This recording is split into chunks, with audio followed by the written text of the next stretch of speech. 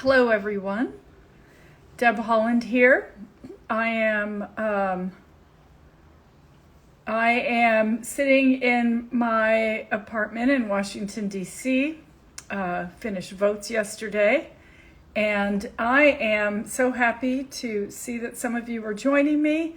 I am going to be joined by my good friend, Representative Sharice Davids from Kansas's 3rd District.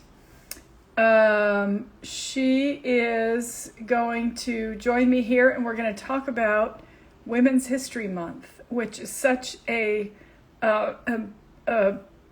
perfect topic, an important topic, because there's so many amazing women through history who have done amazing things. And certainly, I was just watching the president's speech in the Rose Garden, and speaking of women who have done amazing things, Speaker Nancy Pelosi spoke, as well as Vice President Kamala Harris.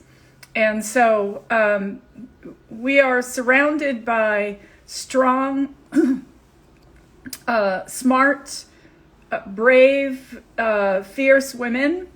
And it is absolutely imperative that we recognize those women, that we continue to inspire younger girls so that they recognize and know that they can do whatever they want to. And I know that goes for many of you who are young women yourselves, who are on this live feed with me, or you who have young girls that you are raising to have strong voices and have every single opportunity that they deserve. Hello from Laguna. Hello, Shannon. I think it's Shannon. Nice to see you. And thank you, love and support from the Omaha tribe. I appreciate that so much. Really happy that all of you could join me here. And I'm just going to do a bit of a monologue until Sharice, Representative Davids, is on. So, I love you too. Thank you. Hello from Norway. Oh, hello. My dad, in case some of you didn't know, my dad's grandparents immigrated from Norway in 1881. And so I am part Norwegian. That's where the Haaland comes from, in case anyone was wondering.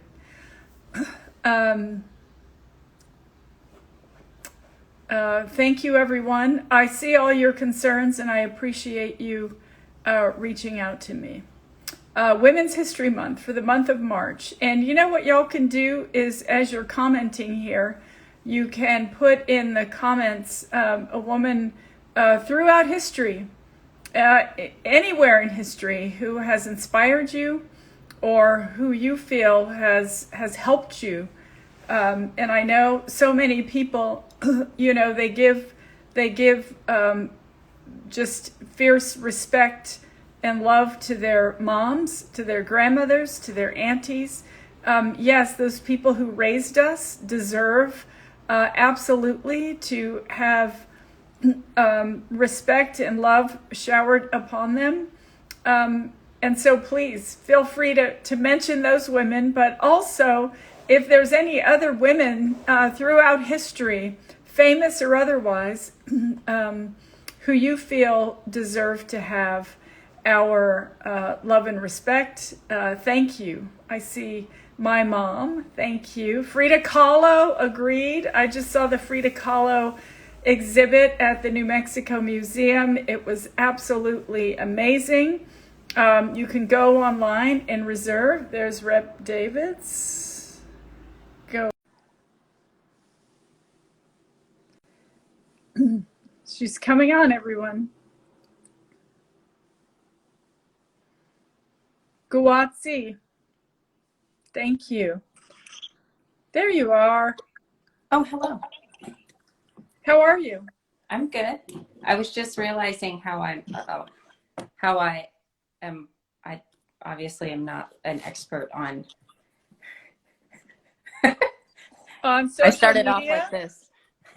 Oh, well, as you can see, I'm not either, so How are you?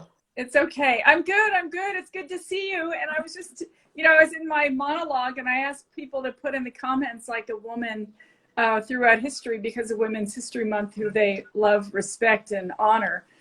So you'll see those names come up as we're talking. But thanks so much for joining me. Of course, everyone, my dear sister and friend, Sharice Davids, Congresswoman from Kansas's 3rd District, doesn't need any introduction, but here she is, Sharice Davids. She is, I think she's in her district today. We try to hang out every chance we get. She's 1 floor above me in the Longworth building. But how's it going today, Sharice? It's going good. I've been looking forward to jumping on here with you all day because, I'll share this with everybody. I've been making sure to take selfies with Rep Haaland as often as I can while we're like walking to votes. And all of them will have we'll have our face masks on and stuff, but and with our colleagues, because soon you'll be heading over to the Department of Interior. Talk about Women's History Month. I know, but it's only a couple miles away. So, and I'll keep my pin so I can still come back to the floor of the House and I can still visit you in your office. So, yeah. And then I'll try to do that. And then I think it's really great to get the chance to talk about just how important of a role that women and our country, like the history of our country, just how important women have been. Yes, and so why do you? Why Women's History Month? Why is Women's History Month so important? Right? Yeah. Why is it just 1 month? Just like, coming on the heels of Black History Month, it's kind of like this is actually history. People have been making contributions to the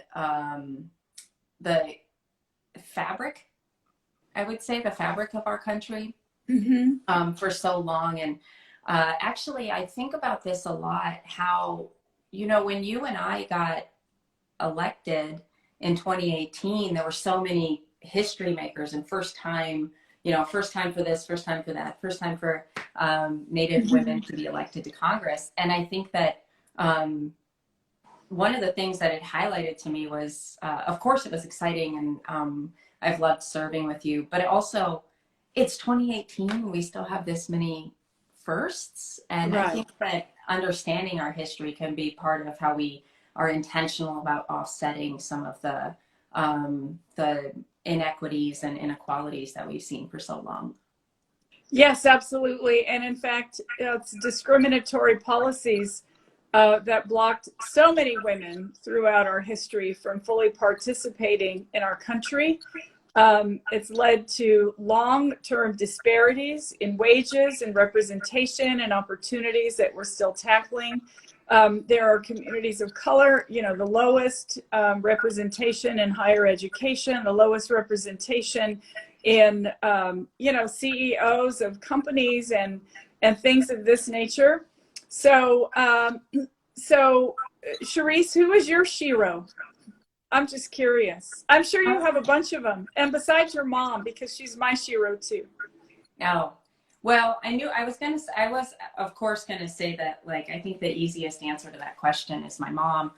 But I think that, a lot of times, I think about the people whose kind of names that we don't hear, whose stories aren't, the ones that we read about. I've met so many people, especially when I was running for office, folks who were like going to work every day, as you know, somebody who was a woman of color, or um, uh, I remember talking to a lesbian couple that were like together and living their life out in a way that you know, way back before I was born, that were just helping people understand all of our differences, and that our differences can be our strengths, but we also have to recognize people's lived realities. And I think that when I think about, of course, there's so many amazing women out there. We have our first woman vice president. Obviously, folks like, you know, I have talked a lot about Stacey Abrams and the work that she's done. We've talked about Denise Juneau, who ran for Congress in the cycle before we ran. You know, there are a lot of women who have been doing amazing work, and we've heard their names and we've seen them recognized. But I spend a lot of time thinking about how often people in our million decisions that are made every single day are really changing the world. Exactly. Yes. And thank you for your voice, in fact. And it wasn't long ago that Sharice and I got to vote on the Equality Act for the second time. The first time last session, it was very emotional, and we were still allowed to have people. So there were a lot of people in the gallery who were cheering after we finished that vote. Now it's pretty empty, you know, just because of the pandemic and so forth. But I'm so grateful to have this journey with you, Sharice, and vote on those bills that make a difference for all Americans, for so many women and their families. One woman I want to bring up is Elizabeth Peratrovich. I think I pronounced that correctly. She was a member of the Tlingit Nation in Alaska, and she was working on a civil rights bill long before civil rights was even, you know, big in the lower 48. She realized at one point that she wasn't allowed to apply for housing because she was an Alaska Native. And so 20 years before the Civil Rights Act passed into law, she had passed a civil rights bill in the Alaska legislature. And I know that, so, you know, so many women, I think the challenge is for us to find those women who have made a difference, whose shoulders we stand on, and make sure that we never forget them, that they have a place in history. And so what other issues, Sharice, do you think we should, I mean, I know women still face a lot of issues, but like, which ones do you think we should highlight during Women's History Month, so that the people who are with us today can, you know, can carry those on? Yeah, so there's a couple of things that I think are really important and are going on right now, but have been going on. I think the pandemic has really exacerbated a lot of the issues that women face, and one of those is certainly, you know, soon we're going to be voting again on the reauthorization of the Violence Against Women Act.